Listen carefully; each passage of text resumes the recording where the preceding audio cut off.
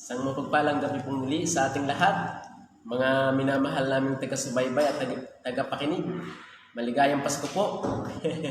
So, ngayong gabi ay tayo po muling mag-aaral ng salita po ng Panginoon. At salamat po sa Diyos na tayo po ay muling makakapag-aral ng salita ng Diyos. At salamat po sa Diyos na muling lalampas ang taong ito na tayo po ay malalakas. Yun po yung dapat ay pinagpapasalamat natin sa Diyos. At ngayong gabi ay tayo po ay muling mag-aaral ng salita po ng Panginoon. At ang ating pong pag-aaralan ay siyempre Biblia, Bible. So pamagat natin nga ay spiritual growth through Bible reading. Paglagong buhay spiritual sa palagi ang pagbabasa ng Biblia. At napakahalaga po sa atin yung pagbabasa po ng Bible. Kaya ngayong gabi ay muli po nating tutunghayan ang salita po ng Diyos at ating pong pag-aaralan yan ngayong gabi. So, ating pong tunghayan yung Joshua chapter 1 verse 7 and 8. Mga minamahal po namin taga-subaybay at taga-pakinig. Ang sabi po ng talata ng Joshua chapter 1 verse 8, 7 and 8. Sabi po ng talata, magpakalakas ka lamang at magpakatapang na mabuti na isagawa mo ang ayon sa buong kautusan na inuutos sa iyo ni Moises na aking lingkod. Huwag kang liliko sa kanan o sa kaliwa upang ikaw ay magtamo ng mabuting kawakasan saan ka man pumaroon. Verse 8, ang aklat na ito ng kautusan ay huwag mahihiwalay sa iyong bibig, kundi iyong pagbulay-bulayan araw at gabi upang iyong masunod na gawin ang ayon sa lahat ng nakasulat dito. Sapagkat kung magkagayoy, iyong pagiginhawahin ng iyong lakad, at kung magkagayoy, magtatamo ka ng mabuting kawakasan. So yun po yung maganda Kung tayo po ay nagbabasa ng Biblia, meron po tayong mapapakinabang. Sabi ho ng talata, mabuting kawakasan. So tayo po muna yung manalangin. Tayo po pumikit, manalangin naming Diyos. Muli, ngayong gabi po ay kami po yung muling nagpapasalamat dahil kayo po ay nananatiling tapat sa amin. Bagaman po kami, Panginoong Diyos, ay palyado, bagaman po kami, Panginoong Diyos, sa inyo pong harapan, ay lagi pong palpak. Pero salamat sa Panginoong Hesus, kaya po kami ay inaari niyong ganap. Pagpalain niyo po nawa ang bawat makikinig ng inyong pong salita. Nawa po, Panginoong Diyos, ay kayo po ang mayamang magpaunawa muli ng amin pong pag-aaralan, labas po sa pagkilos ninyo.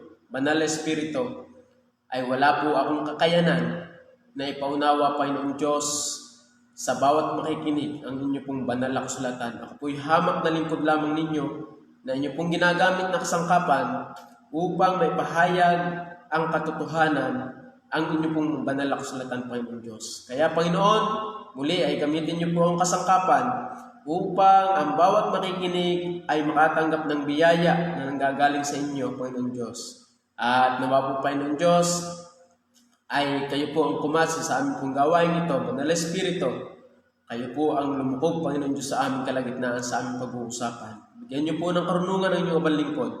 Nawa po, Panginoong Diyos, ay patuloy niyo pong biyayaan, nawa ang inyong pong salita ang mamutawi sa aking bibig, Panginoong Diyos. Salamat po, O Diyos, at patawarin niyo po kami sa aming mga kasalanan na inyo pong nasumpungan sa amin, na ito po ay sinasadya at hindi, Panginoon Diyos, ay nawa po, Panginoon, ay patuloy niyo po kaming patawarin sa amin pong mga kasalanan. Salamat po, O Diyos, at samahan niyo po kami ngayong gabi. Nawa po, O Diyos, ay kayo pong magsalita muli sa aming pong pag-uusapan na buhay niyong ilagay ang inyong likuran upang inyong pong mayamang biyaya ay sumagana. Salamat po, O Diyos. Ang lahat po ito ay aming pong samot dalangin sa pangalan ng Panginoong Jesus. Amen. So, ngayong gabi po, ay tayo po yung muling mag-aaral ng salita po ng Diyos. So, sabi nga po dito, kung gusto nating lumago sa ating buhay pananampalataya,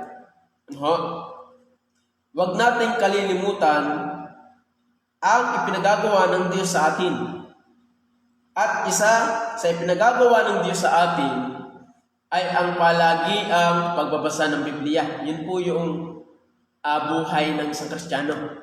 Kaya nga sabi ng Biblia, gaya ng mga sanggol ay inyong nasahin ang gatas na walang daya. Ito po yung salita ng Diyos. At ito po sa ating talatang pag-aaralan, ang aklat na ito ng kautusan ay huwag mahihiwalay sa iyong bibig. Alam niyo po, pag kayo po ay mayaman o pag kayo po ay maraming alam sa salita ng Diyos, madali na po ninyong ma-discern o makilala yung sala at yung tama. Ano? Lalo na po ngayon, ang dami po ng relihiyon na nagsulputan na nagsasabi o nag-aangkin na sila po yung tama. So, paano ba natin malalaman na ang isang relihiyon ay tama o yung isang aral ay tama kapag ang aral po ay naka-base on Bible, mga minamahal. So, kaya ang halaga po ng pagbabasa po ng Biblia. Yan po yung kahalagahan ng pagbabasa ng Biblia. Dahil pagka tayo walang alam sa Biblia, bagaman ikaw ay ligtas, pwede ka pang muling magmadaya at kumbaga po ay pwede ka pang, bagaman ikay ligtas, pwede kang madala ng mga aral na kaakit-akit sa ating pandinig. Dahil ang sa ating sarili, pag hindi tayo lumalim sa aral at turo ng Biblia, ay madali tayong maaalis sa ating buhay pananampalataya. Kaya po ang iba ay nagsisialisa na nga. Kaya mga minamahal po namin taga-subaybay at taga-pakinig. So, matamaan niyo pong pakinggan yung ating pong pag-aaralan. Dahil ito po yung mahalaga. Kaya nga sabi ng Biblia, hindi lamang sa tinapay nabubuhay ang tao. Mga minamahal, hindi lamang sa tinapay nabubuhay ang tao, kundi sa bawat salitang lumalabas sa bibig ng Diyos. Yun po yung sabi ng talata sa Matthew chapter 4, verse 4. So ngayong gabi ay tayo po ay muling mag-aaral ng patungkol po sa Biblia. At ating pong hahanguin dito po sa kapitulo ng Joshua, kapitulo 1 ng Joshua at versikulo 7, 7 hanggang 8, minamahal. Diyan po natin hahanguin yung ating mga pag-aaralan. So, atin hong simulan na yung ating pong pag-aaralan. Ang sabi po ng talata, diyan, akin hong babasahin muna. Sa verse 7, magpakalakas ka lamang at magpakatapang na mabuti. Ito pong tagpong ito, by the way mga minamahal, ito po'y namatay na si Moses, mga minamahal. At ang humalili po sa pamumuno ng bayang Israel ay si Josue or si Joshua, mga minamahal. Yung tagpo pong ito. Kaya sabi ng Panginoon kay Joshua, magpakalakas ka lamang at magpakatapang na mabuti na isagawa mo ang ayon sa buong kautusan na iniutos sa iyo ni Moses. So, unang makikita natin dito na dapat natin gawin sa ating buhay pananampalataya, do our duty. Mga minamahal po namin taga-subaybay at taga-pakinig, meron po, lalo na po sa mga mananampalataya, meron po tayong duty bilang isang Kristiyano at ito po ay yung ating aralin, basahin ang salita ng Diyos at ating gawin. Kaya sabi ng talata, do our duty. Kaya sabi ng talata, magpakalakas ka lamang at magpakatapang na mabuti na isagawa mo ang ayon sa buong kautusan na iniutos sa iyo ni Moses, na aking lingkod, na isagawa. Ibig sabihin, do our duty. Mga minamahal. Kaya, maraming Kristiyano ay hindi lumalago sa buhay pananampalataya dahil hindi alam yung ipinagagawa ng Diyos sa atin na kalooban niyang dapat natin gawin upang tayo lumago sa buhay pananampalataya, and yet hindi po natin ginagawa. Isa po, para nga po tayo lumago sa ating buhay pananampalataya is Bible reading. Mga minamahal. So, pagka wala kang alam sa salita ng Diyos at hindi mo nababasa ang salita ng Diyos, hindi ka talaga lalago. Yung una nga ho natin pinag-aralan, prayer. Hindi ka lalago pag wala kang panalangin sa iyong buhay pananampalataya. Ano? So, hindi ka rin lalago pagka ikaw ay hindi nagbabasa ng Biblia. Kaya nga sabi ng talata sa 1 Timothy, 2 Timothy, sabi ng talata dito po sa 2 Timothy, chapter 2, verse 15. Hindi po nagkakamali. Ang sabi po, pagsikapan mong humarap sa subok. Ibig sabihin, bagaman ito sa manggagawa mga minamahal, naka-address, ito po, bilang ikay Kristiyano, kasama ka na rin dito. Mga minamahal. Sabi nga ng talata, pagsikapan mong humarap ng subok sa Diyos, manggagawang walang anumang ikahihiya na gumagamit ng matuwid ng salita ng katotohanan. Ibig sabihin, study to show thyself approved unto God, a workman that needeth not to be ashamed, rightly dividing the word of truth. Mga minamahal, kaya ang sabi ng talata, do our duty. Dahil hindi mo malalaman yung ibig sabihin kung ano yung sinasabi ng salita ng Diyos pag hindi mo ito alam. No? Kaya ang minamahal, ang halaga po na ating ginagawa yung ating pong duty bilang isang Kristiyano. Actually, dapat hindi yan duty eh. At yun lang ang aking nakita. Bilang isang Kristiyano, buhay na po natin yung pagbabasa ng Biblia. Dahil kung tayo hindi nagbabasa ng Biblia, wala na rin po tayong pinagkaiba sa mundo. Bilang ikay Kristiyano, dapat ikaw ay nagbabasa ng salita ng Diyos. Dahil bilang ikaw ay anak ng Diyos, mahalaga sa iyo yung salita ng Diyos. Kaya ngayon sa ebidensya, ang sa Diyos ay nakikinig ng salita ng Diyos. Kaya nga sabi ng talata, ang sa Diyos ay nakikinig ng salita ng Diyos. Kaya nga't hindi ninyo dinirinig sapagkat kayo'y hindi sa Diyos. Mga minamahal, kung tayo po'y anak ng Diyos, dapat yun ang ating kaibahan sa mundo. Tayo po ay nagbabasa, ginagawa po natin yung pagbabasa ng salita ng Diyos. Dahil ito po ay iniuutos sa atin ng Diyos. Kaya nga sabi ng talata, ang aklat na ito ng kautusan. Ano yung kautusan? Ito po yun. Bible. Ito po yun.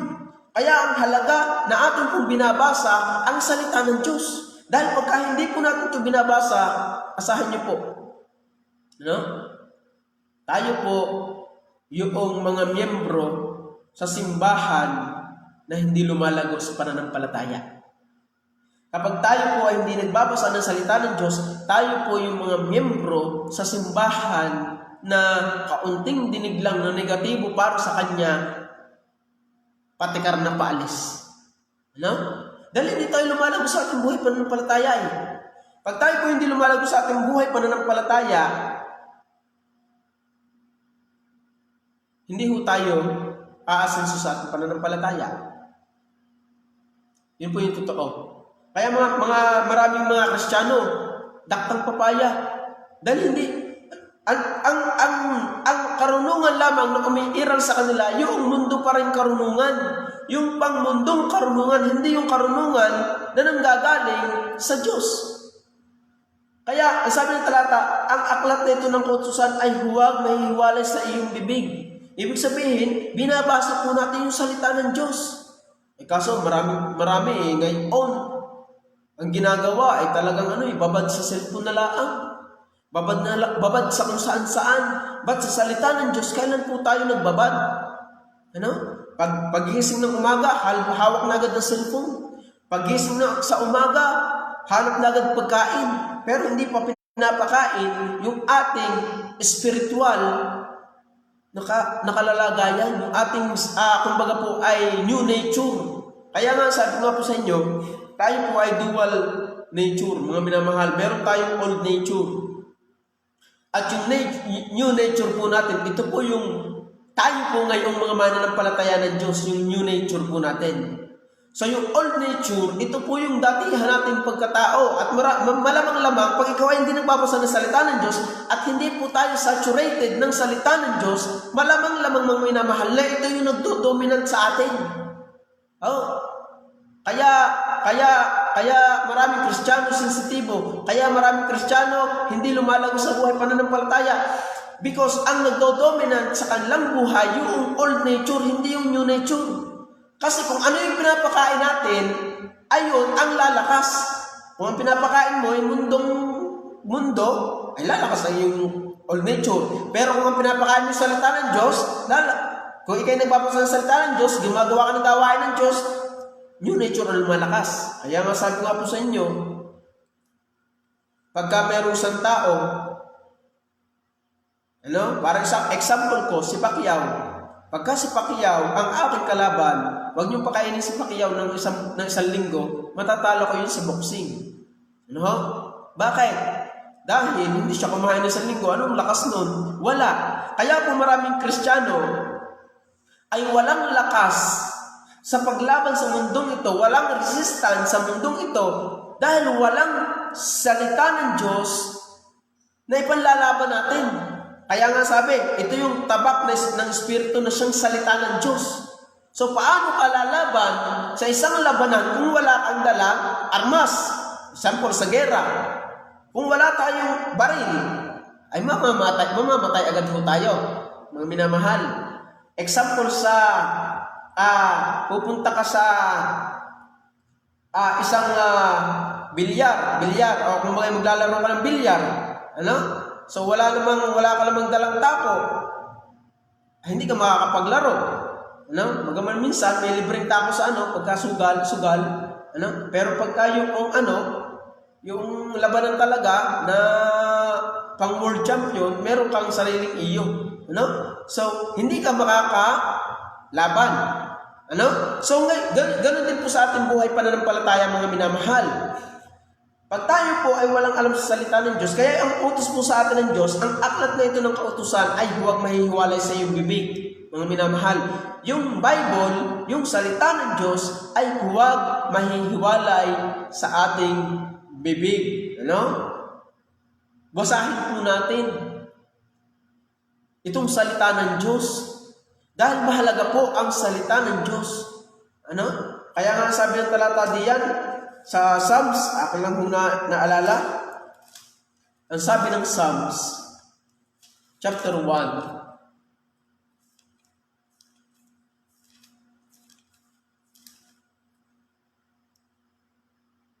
verse 2, sabi ng talata,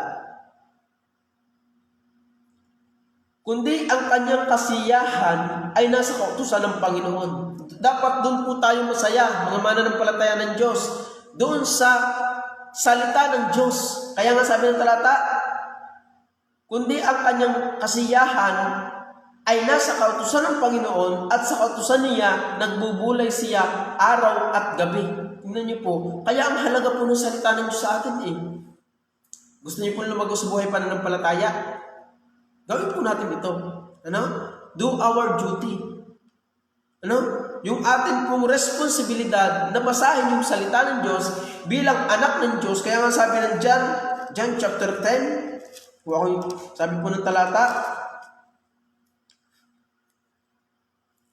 talata dito, ito po yung ebidensya ng mga anak ng Diyos. At isa sa ebidensya ng mga anak ng Diyos ay ito: dinirinig ng tupa ang aking tinig. Tingnan niyo po. Dinirinig ng tupa ang aking tinig. Ibig sabihin, dapat tayo ay nagbabasa ng salita ng Diyos.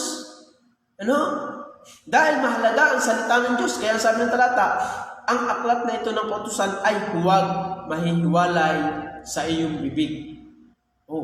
Yun po yung sabi. Napakalaga po ng Bible. Huwag mahihiwalay sa iyong bibig. Basahin po natin. Aralin po natin. Gawin po natin. Kaya sabi ng verse 7, magpakalakas ka lamang at magpakatapang na mabuti na isagawa mo ang ayon sa buong kautusan na iniutos sa iyo ni Moises. So yung inuutos ni Moses sa kanya, yun yung utos ng Diyos na binigay ng Diyos kay Moses, at yun yung pinagagawa ni Moses sa kanya, yung utos din ng Diyos. Mga minamahal, na isagawa, do our duty. Kaso maraming mga mananampalataya, tinatamad na magbasa ng Biblia Kaya, ang magtutulak sa iyo sa pag-aaral ng Biblia, yung ikaw ay anak ng Diyos at ligtas. Dahil kung ikaw po ay hindi ligtas, ay inaasahan na ho namin yan. Ano? Inaasahan na ho namin na pag ang isang tao hindi ligtas, hindi siya mawiwili sa pagbabasa ng Biblia. Pero, kung tayo po yung mga mananampalataya ng Diyos, ang magtutulak sa atin para tayo ay patuloy na mag-aral, basahin ang salita ng Diyos, ay yung ikaw ay ligtas at ikaw ay anak ng Diyos. Yun po yung magtutulak sa iyo sa pagbabasa, sa paggawa ng kalooban ng Diyos na basahin ang kanyang salita. Dahil kung hindi tayo ligtas, ay, kaya nga sabi ko nga po dati, nung ako hindi pa mananampalataya ng Diyos, wala akong pakialam sa Biblia. Naku po, kung yan ay barikan, pwede. Kung yan ay yabangan, pwede. Pero Bible, naku po, kung ayaw nyo magkawatak-watak ang fellowship, i-araw nyo po ang Bible dati sa akin. Pero ngayon, salamat po sa Diyos, ang nagtutulak po sa akin sa pag-aaral at pagbabasa ng salita ng Diyos dahil ako'y ligtas, dahil ako'y anak ng Diyos, dahil ako'y palangit. Yun po Yun po yung katotohanan na dapat magtulak sa atin bilang tayo ay anak ng Diyos, dapat tayo nagbabasa ng kanyang salita. Bilang tayo niligtas ng Diyos, dapat tayo nagbabasa ng kanyang salita. Bilang tayo ay pupunta ng langit, may buhay na walang hanggan, inaaral po natin yung salita ng Diyos. Do our duty. Habang nandito po tayo sa lupa, upang mayroon tayong ipanlaban sa mundong magulo. Upang mayroon po tayong ipanlaban sa mundo na pasira. Kaso, sapat na yung, kung ligtas nga yun, ako naman ligtas na. Ako naman nag-attend ng church, hindi pa yung sapat. Ang sapat, prayer and Bible reading, mga minamahal, yun po yung halaga. Yun po. Kaya nga nagtandem yung prayer and Bible reading, ang ibon na may dalawang pakpak, yan huy lilipad. Pero pag inyo tinanggalan ng balahibo, hindi rin huy lilipad. Pero sa totoo lang po, ang ibon na kumpletong pakpak, nalipad po yan. Nataas po yan. So kung tayo po ay nananalangin at nagbabasa ng Biblia, di yan po tayo lalago sa ating buhay pananampalataya, mga minamahal. Yun po yung katotohanan. Yan po yung sabi ng Biblia.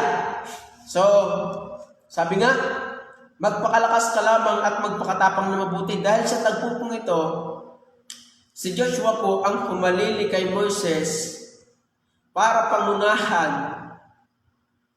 ang bansang Israel, mga minamahal. Kung niyo pong babasahin yung Joshua chapter 1, inatasan ni Moises si Josue na siya yung manguna sa bansang Israel. So mahirap pong manguna ng isang bansa. So, yung isang pamilya, mahirap. Yung sarili natin, kaya nga hindi tayo magpagbasa ng Biblia, Dahil mahihirapan ka sa yung sarili, na disiplinahin niya sa pagbabasa ng Bible, Sarili na nga lang natin, Ay, wag mo pa yung isang bansa, pangungunahan mo. Ay, yung sarili mo, hindi mo mapangunahan. Pero, ang sabi ng Panginoon, sabi sa verse 7, magpakalakas ka lamang at magpakatapang na mabuti na isagawa mo ang ayon sa buong kautusan na inuutos sa ni Moises na aking lingkod. Huwag kang liliko sa kanan o sa kaliwa upang ikaw ay magtamo ng mabuting kawakasan saan ka man pumaroon. Kaya biyaya po kung sumusunod sa Diyos, lalo na po ginagawa niya yung kalooban ng Diyos. Kaya kung gusto niyo po na lumago sa buhay pananampalataya, ay magbasa na po tayo ng Bible. Yun yung sabi. Kaya ang sabi dito ng talata, na isagawa mo ang ayon sa buong kautusan na inuutos sa iyo ni Moses na aking lingkod. Kung papaano si Moses ay namuno sa bayang Israel, nagamit yung salita ng Diyos, ganun din po. Ang atin po dapat gawin sa ating pong buhay pananampalataya. Hindi lamang po sa personal mong buhay, maging sa may pamilya. Para mapamunuan po natin para mapamunuan po ninyo, hindi ko natin, wala pa akong pamilya. Para mapamunuan ninyo yung inyong pamilya ng ayos, dapat guided by the Word of God, mga minamahal. Nakabase yung inyong pamumuhay sa salita ng Diyos, hindi ho sa sabi-sabi. Hindi po sa sabi ng matatanda. May tatanda pa ka sa Diyos, ay salita ng Diyos bago likhain ang sanlibutan, nandiyan ang Diyos. He is Alpha and Omega, the beginning and end. Siya yung simula at siya yung wakas. Siya yung umiiral. Siya yung kanyang self-existence. Siya nandiyan na bago pa umiral ang mundo, ang daigdig. Kaya maraming mga Kristiyano na naniniwala pa sa sabi-sabi, lalo na po ngayon, magbabagong taon. Uso na naman ang bilog-bilog. Sabi na yung chick, bili ka bilog-bilog para ikaw swerte. Yan nasasabi na yung chick sa inyo. Pero, Pilipino talaga, loko. Naluloko ko sila. Ako ang swerte. Bili ka sa akin, dami ko pera. Yan ang sinasabi na yung chick. Tayo naman mga Pilipino, uto-uto, dahil walang alam sa salita ng Diyos. But, kapag meron tayong salita ng Diyos, dini po tayo gagabayan ng Diyos. Pero hindi mo masama yung bumili tayo ng panghanda sa bagong taon. Pero wag tayong makikisakay dun sa pampaswerte daw yung bilog-bilog.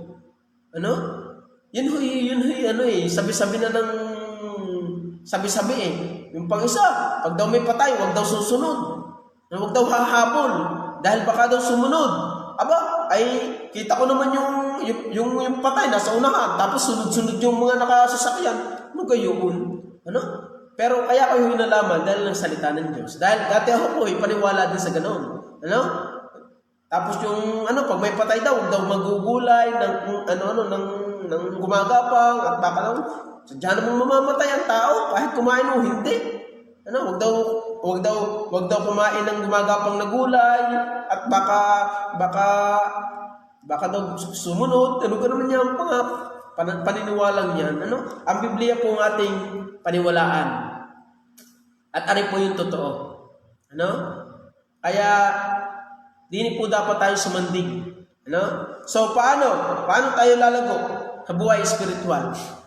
Hindi ka lalago pag wala kang ginagawa. Do our duty. Bilang ikaw ay anak ng Diyos, bilang ikaw ay mananampalataya ng Diyos, ligtas, may buhay na walang hanggan, read the Bible. Read the Word of God. Ito po ang makapagpapalago sa atin sa buhay pananampalataya. Ito ang panlaban natin sa mundong ito na magulo. Daming paniniwala ng tao na sala naman sa Biblia. Napakarami. Pag daw gabi at hapon na, wag magwawalis at lalabas daw ang swerte. Pag ikaw ay wala sa Diyos, wala ka talagang swerte. Dahil pag ikaw ay hindi pa anak ng Diyos, galit ng Diyos ang sumasa iyo. Ang sabi ng John 3:18, ang sumampalataya sa anak ay hindi na hinahatulan. Ngunit ang hindi sumasampalataya ay hinatulan na sapagkat hindi siya sumampalataya sa bugtong na anak ng Diyos. May hatol na. Wala ka na talagang swerte pag ikaw ay hindi nanampalataya sa Diyos. So, mga swerte, ito po ang Biblia. Basahin ninyo. At bihong kayo ay tatama. Tatama ng walang mayaman. Yun po yung sabi ng Biblia. So, do our duty. Yun po yung sabi. Sabi ng verse 7, magpakalakas ka lamang at magpakatapang na mabuti na isagawa mo. Sabi ng Panginoon, isagawa mo. Ay maraming mga mananampalataya, tinuturuan na sa simbahan. Kaya hindi lumago Iba na yun. Tinuturuan na sa simbahan, may kamusta pa, meron pang dalaw sa kanilang bahay. Ay hindi lumalago. Kundi pauk-uk pa rin, tampo pa rin. Bakit? Bakit hindi lumalago? Hindi ginagawa. Do our duty. Ang pananampalataya po natin, hindi ho yan instant na pag ikaw ay naligtas, nabautismuhan, ayos na, malago ka na. Hindi. Kaya nga sabi ng talata ang sabi po doon, akan lamang naalala ulit. Ang sabi po dito, Gaya ng mga sanggol, 1 Peter chapter 2 verse 2, gaya ng mga sanggol na bagong panganak, ibig sabihin, pag tayo ay mananampalatayang bago, hindi pa po tayo itong malago. Lumalago po yun, lumalaki po, sanggol eh. So paano lalago? Reading the Bible, prayer, yun po yun. Kaya ikaw ay lahat na ngay ginawa sa iyo para ikaw ay lumago. Ikaw ang hindi gumagawa ng iyong bahagi. Kaya hindi ka lumalago sa iyong buhay pananampalataya. Kaya sabi, gaya ng mga sanggol na bagong panganak ay nasain ninyo ang gatas na walang daya na ukol sa espiritu. Oh. So para tayo lumago sa ating buhay pananampalataya, ang pagkain ng ating kaluluwa is the Word of God. Kaya nga sabi ng Panginoon, hindi lamang sa tinapay na bubuhay ang tao, kundi sa bawat salitang lumalabas sa bibig ng Diyos. Yun po yun. Kaya hindi tayo lumalago sa ating buhay pananampalataya, hindi ka naman nagbabasa ng Biblia. Kahit anong gawin namin sa iyo, kapag ikaw hindi nagpe-pray, hindi ka nagbabasa ng Biblia, sa paukok ikaw, hindi ka lalago. No? Kahit anong gawin namin sa iyong pagbisita, kahit anong gawin namin sa iyong checheburitchidia na pilit namin sa iyo, kapag hindi mo ito ginagawa, yung pagbabasa ng Biblia, I challenge you, tayo pong nakikinig, maging ako po, read the Bible. Kung gusto nating lumago sa ating buhay pananampalataya, kung gusto nating may pagtanggol ang ating buhay pananampalataya, read the Bible. Ito po ang pundasyon ng ating pong pananampalataya. Mga minamahal, ito po yung pundasyon ng ating pong pananampalataya para tayo po ay tumatag sa ating pong buhay pananampalataya. Ang building po na walang pundasyon ay madali po yung mabagsak. Madaling bumagsak, kaya nga ang building, bago po itayo yan, talaga naghuhukay, lalo na po yung mga 100 palapag, bago yun itayo, ay talaga naghuhukay sila ng malalim na pundasyon para maging matibay at tumindig ng ayos yung building na hindi nagigiba basta-basta. Ay paano po tayo titibay sa ating buhay pananampalataya kung ang ating buhay pananampalataya ay hindi nakatungtong sa salita ng Diyos? Kaya konting problema, backslide. Konting problema, ayaw na sa paglilingkod. Konting hirap, ayaw na. Konting negatibong narinig, tigil na. Dahil nga, ang nakabase ang kanyang unawa sa kanyang sarili. Hindi sa salita ng Diyos. Ito po, Word of God. Basahin po natin. Napakahalaga po nito mga minamahal. No? Ang halaga po ng Bible. Ano? Kaya namnamin po natin yung pagbabasa ng Biblia. Do our duty. Bilang isang Kristiyano. Tandaan po natin, ang pagiging Kristiyano po ay hindi po instant na pagiging naligtas malago ka na. Hindi po. Oh, hindi po. Sa totoo lang po. Pag tayo naligtas, process po yan. Kaya nga sabi, unto perfection. Process po yun. May old nature pa po tayo. At pagka yung po old nature ang ating pong pinapakain ng husay, ay siya, kahit ikay ligtas, magmumukhang unbeliever ka. Magmumukhang hindi ka anak ng Diyos. Sa totoo lang ho. Ayaw ko lang alam kung anak ng Diyos. Dahil ang anak ng Diyos hindi mawiwili sa kasalanan. Pero kung tayo po ay anak ng Diyos, do our duty. Yun po, ang sabi ng Biblia. So, number 2, ng ating pong pag-aaralan, basahin po ulit natin ng verse 7 and 8. Verse 8. Ang aklat na ito ng kautusan ay huwag mahihiwalay sa iyong bibig. Nandito po. This book of the law shall not depart. So, don't depart to it. Mga minamahal, don't depart to the Word of God. Yun ang sabi, ang aklat na ito ng kautusan ay huwag mahihiwalay. don't depart. Ano sabi ng talata? This book of the law. This book of the law. Ano po yun? Ang sabi, this book of the law shall not depart up out of thy mouth. Oh, malinaw. Una, do our duty. Gawin. Pandalwa, hindi lang basta ginagawa, huwag mong hiwalayan. Ano? Huwag mong hiwalayan ang pagbabasa ng salita ng Diyos. Ano? Don't depart. Tuloy lang sa paggawa. Tuloy lang sa pagbabasa ng salita ng Diyos. Kaya nga sabi ng talata, ang ulit bubuksan sa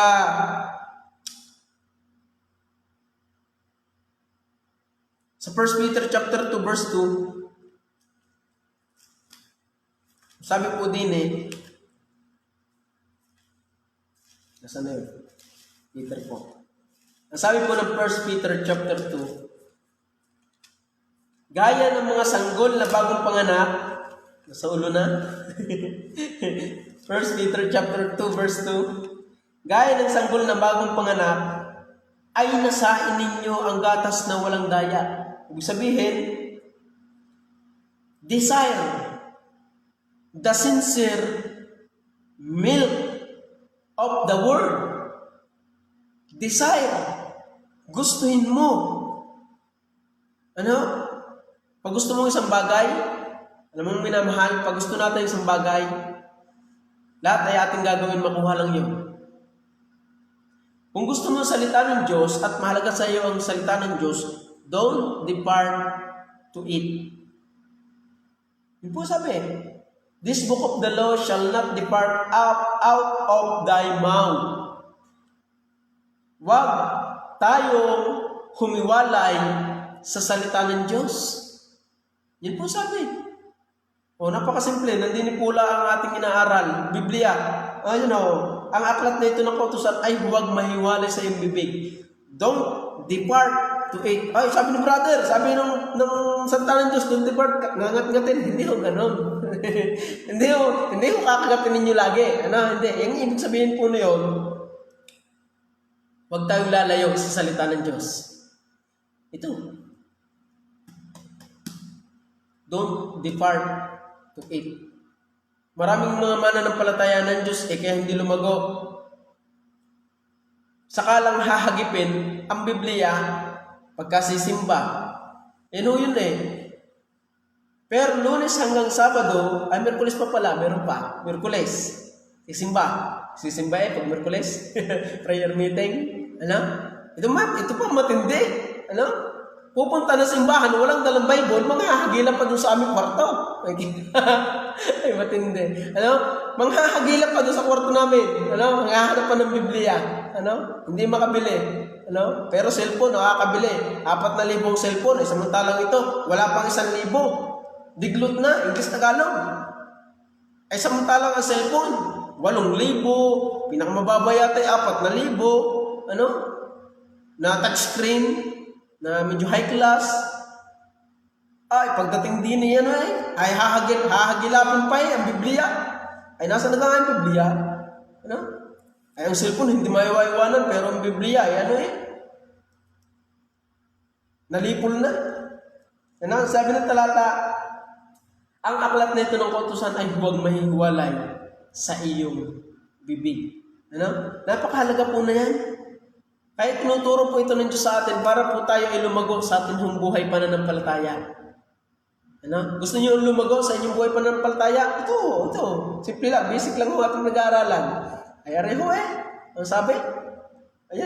Ang aklat na ito ng kautusan ay huwag mahihiwalay sa iyong bibig. Kung gusto niyo po lumago sa ating buhay pananampalataya, ito na. Ito na. Yan ho yung sinasabi ng Biblia, ng salita ng Diyos, don't depart. Maaaring hindi nakakapagsimba, pero ang salita ng Diyos, hindi mo na nababasa. Maaaring ikaw ay gumagawa ng gawain sa paglilingkod sa Diyos, pero yung salita ng Diyos, hindi mo na nababasa. Yun po'y totoo. At Maraming Kristiyano yung gumagawa ng ganyan. Ano? Kaya, ang buhay pananampalataya ay walang kalatoy-latoy. Ano? Walang kasigla-sigla ang buhay pananampalataya. Don't depart to it. Ano? Yun po yung mahalaga. At wag ho natin pababayaan yan. Ano? Dahil pag tayo po ay nawala sa salita ng Diyos, utay-utay na po tayong kakainin ni Satanas. Madali na po niyang magupo ang taong walang alam sa salita ng Diyos. Naku, napakadali niyang paalisin sa gawain ng Diyos. Pero ang taong may alam sa salita ng Diyos, ano? Ang sabi nga ng talata, para siyang itinanim sa siping ng agos ng tubig. Ibig sabihin, nagbubunga sa kanyang kapanahunan, ang kanyang dahon hindi malalanta at ang mga kanyang gawing giginawa, ang ibig sabihin po na yun, malago sa buhay pananampalataya at hindi po basta-basta matitinag yan. Ano? So, number 3, natin pong pag-aaralan, verse 8, ating ituloy. This book of the law shall not depart out of thy mouth, but thou shalt meditate therein day and night. Meditate day and night. So, number 3 po natin pag-aaralan. Pag sinabi pong meditate, ito po ay pagbubulay-bulay. Hindi lang basta mo binasa, kundi binubulay mo talaga at iniisip mo. Number 3, dig it. Ano? Dig it. Hindi yung digkit. Ano? Dig it. Pag sinabing dig it, hukayin mo ang salita ng Diyos. Mga minamahal, ang salita ng Diyos, sa una mong basa, hindi mo yan mauunawaan ng ayos. Hindi po. Ano? Kaya nga ang halaga ng prayer bago ka magbasa ng Biblia, manalangin ka sa Diyos. Nakausapin ka niya sa kanyang salita. Kami nga ho, inaaral na namin ng Bible. Binabasa pa ho namin ng Bible. Ay talagang sa susunod namin basa, unang basa namin, hindi namin maunawaan. Ano ko ito? Habang binabasa namin ang binabasa, inaaral namin ang inaaral, nauunawaan namin yung ibig sabihin ng talata. Mga minamahal. Kaya hindi mo agad makukuha ang salita. Meron din namang biyaya naman pagka ikaw kinausap agad ng Holy Spirit na paunawa sa iyo yung salita ng Diyos. Pero iba talaga yung aaralin mo yung salita ng Diyos.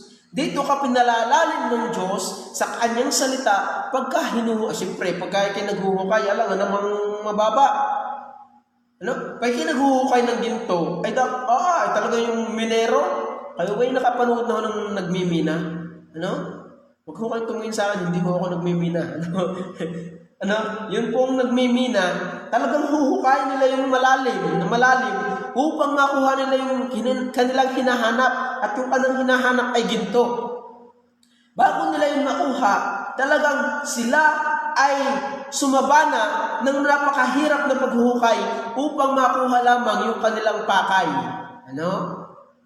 At yun po ay yung ginto. So, sa pag-aaral po ng salita ng Diyos, para po tayo maghuhukay ng ginto diyan, mga minamahal. Para po tayo maghuhukay ng ginto na habang inaaral natin ang inaaral ito, dito po ng Diyos, pinauunawa sa atin yung kanyang salita, at dito po ng Diyos tayo pinalalalim sa kanyang salita. Yun po yung sabi. Yun po yung sabi ng salita. Kaya nga sabi ng talata, this book of the law shall not depart out of thy mouth, but thou shalt meditate. Yun po yung sabi. Hindi lamang po binasa mo, ang sabi pa, bulayin mo. Sabi ng talata sa English, kundi iyong pagbulay-bulayan. Yun ay meditate. Kaso, ay tama doon, ayos din naman yung hinahabol kang Bible reading para matapos, ay, matapos ko ito, kahit ano. Hindi. Pero, maganda talaga atin kung dig it. Dig it, hukayin mo, at makikita mo diyan yung kayamanan. Yung kayamanan na binibigay sa atin ng Diyos ay yung pag-aaral at pagbabasa ng Biblia. At alam niyo po, yun po, pagka tayo po talaga inaral natin ito, hindi po tayo, alam naman, hindi ka lumago. Ako dati ay, sabi ko nga, nung ako'y bago pa ako sa pananampalataya, babago pa ako, ay talagang, ako po ay nakakagawa pa ng kasalanan. Ibig sabihin, yung hayang na kasalanan, pag-iinom. Pagmumura. Yan. But, nung habang ako po'y tumatagal sa paglilingkod sa Diyos, naunawaan ko, nabasa ko sa Biblia, bawal pala yung alak. 1 Corinthians. Sa mga manlalasing. Yan na. Kaya ngayon una namin atin sa simbahan, nung ako po hindi pa humana ng palataya, nung una humatin namin sa simbahan, ay talagang, sabi ko, talagang tayo pinupuro, puro na tayo, tatama na tayo sa linggo. Ay talagang kami pinuro, kaya hindi na ako bumalik, nung second na invite sa akin, pero kay biyaya ng Diyos, ako pala'y maliligtas. Itinalaga sa buhay na walang hanggan. Before the foundation, pinili na ako ng Diyos na maligtas. Kaya anumang aking gawin, time na yon, yung edad na yon, oras din yon, panahon na yon, buwan, taon, doon ako naligtas. Kaya salamat sa Diyos. So, yun po nung akin po inaaral ang salita ng Diyos, yung pala yun. Yung palang masamang salita ay bawal din. Pagmumura, yung pala ay bawal din. Habang ako tumatagal at binabasa ko yung salita ng Diyos sa aking inaaral, yun. Ako po'y lumalago, tayo po'y lalago sa buhay paglilingkod pagka po talagang ating inaaral. Dig it. Talagang atin pong ninanamnam, binubulay-bulay. Kaya nga sabi ng talata diyan,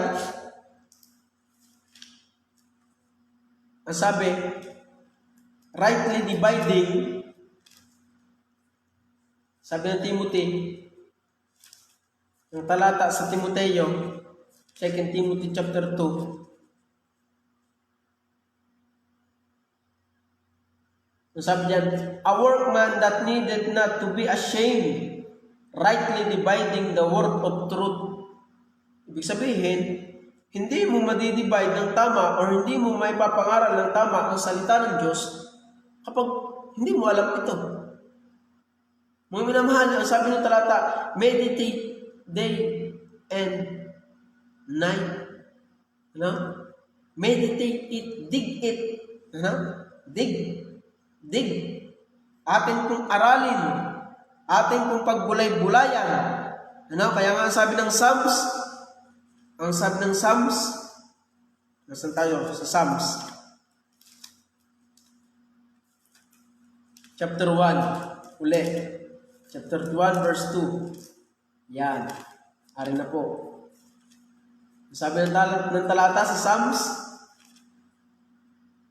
kundi ang kanyang kasiyahan ay nasa kautusan ng Panginoon. At sa kautusan niya, nagbubulay-bulay siya. O tingnan niyo po.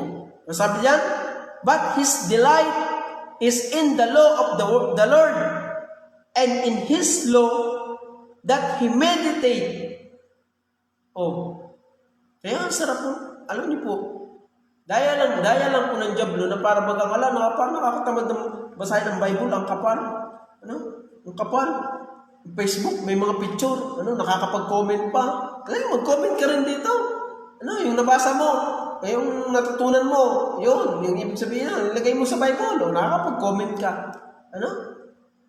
Kaya tayo hindi tayo lumago sa buhay para ng palataya Kaya ang sabi niyan, aralin mo ang salita ng Diyos. Ano pang sabi sa Psalms 119 verse 15? 119 verse 15. Sabi dito, Sabi, yan. Sabi, ako'y magbubulay. O sabi, I will meditate in thy precepts. Ako'y magbubulay sa iyong mga tuntunin. Ano? Yung tuntunin ng Diyos. Kaya, ang sabi ng talata, meditate, dig it. Aralin po natin. Huwag ho lamang natin basta basahin. Ano? Ang sabi pa ng Psalms 148, 119 verse 148. Sabi diyan,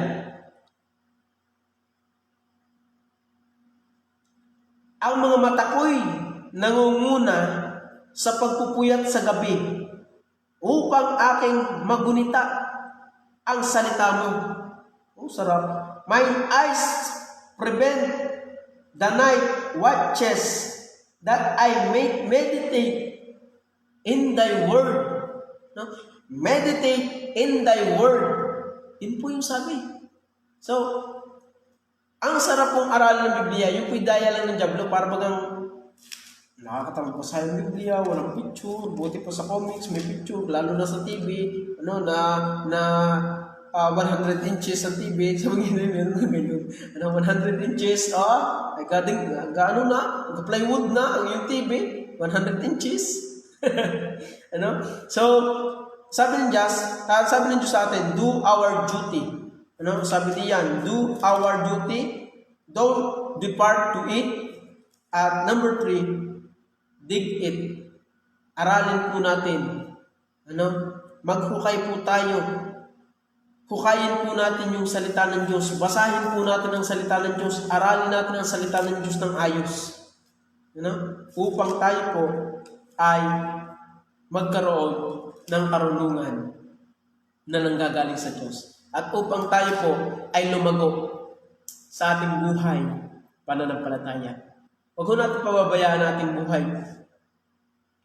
na nagbabasa ng Biblia. Dahil ito po ang nakapagpapalago sa ating buhay pananampalataya. Isa sa aspeto upang tayo lumago ay ang pagbabasa ng salita ng Diyos. Kaya ang sabi ng talata, gaya ng mga sanggol na bagong panganak, ay nasahin ninyo ang gatas na walang daya na ukol sa Espiritu. Sabi ng Joshua 1:8, ang aklat na ito ng kautusan ay huwag mahihiwalay sa iyong bibig, kundi iyong pagbulay-bulayan araw at gabi upang iyong masunod na gawin ang ayon sa lahat ng nakasulat dito. Bakit? Meron pong result. May good benefit. Sabi ng talata, sapagkat kung magkagayon iyong pagiging hawahin ng iyong lakad. Napansabi diyan, talata, for then thou shalt make thy way prosperous. Pagiging hawahin mo ang lakad mo. Biruin mo yun, ikaw ay maglalasing dati, ngayon hindi na. Ngayon ikaw ay problema ng barangay, ngayon hindi na.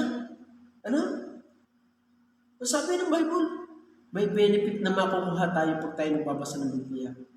Hindi lamang yung kasunod na yon, yung physical na pagpapala, higit sa lahat, yung spiritual na pagpapala. Yung ikaw ay lumalago sa iyong buhay pananampalataya. Yun po yung mahalaga. Kaya, sana po, mga minamahal po namin taga-subaybay at taga-pakinig, nawa, ay patuloy niyo pong subaybayan yung ating pong pag-aaral ng salita ng Diyos upang tayo po ay lumago sa ating pong buhay pananampalataya. Yan po yung totoo. Kaya sana po atin pong pagsumikapan na mag-aralin ang salita ng Diyos. So, tayo po muna ay manalangin. Diyan po muna tayo magtatapos sa ating pong pag-aaral. At tayo po ay manalangin muna. Tayo po ay pumikit. Aming Diyos, napakasimple po ng aming pong pinag-aralan. Yun po ay kinuha namin sa inyong talata na aming pong pinag-aralan. Napakasimple po. Ang kailangan lamang po namin ay gawin yung aming bahagi na aralin ang salita ng Diyos. At wag po kami lalayo dito. At amin pong habang po kami nag-aaral, amin pong isipin na kami po ay naghuhukay ng kayamanan ng ginto. Aralin po namin, meditate, ang inyong pong salita, Panginoon Diyos. Kaya pagpalain niyo po nawa ang bawat nakapakinig. Nawa po, Panginoon Diyos, ay kayo po ang patuloy na mangusap sa kanila. At nawa po, Panginoon Diyos, ay kami po ay lumagos sa aming buhay pananampalataya. Salamat po, O Diyos, sa aming po na pag-aralan. At nawa po, Panginoon Diyos, ay kayo po ang patuloy na magpala sa bawat napakinig ng salita. Salamat po at ingatan niyo po kami sa gabing ito ng aming po pamamahinga, O Diyos. Salamat po. Ang lahat po nito ay aming po samot dalangin sa pangalan ng Panginoong Jesus. Amen. So, salamat po mga minamahal po namin taga-subaybay at taga-pakinig. So, bukas po ulit na meron na ulit tayong online Bible study. Sumubaybay po ulit kayo. Maraming po salamat at God bless po sa inyo lahat.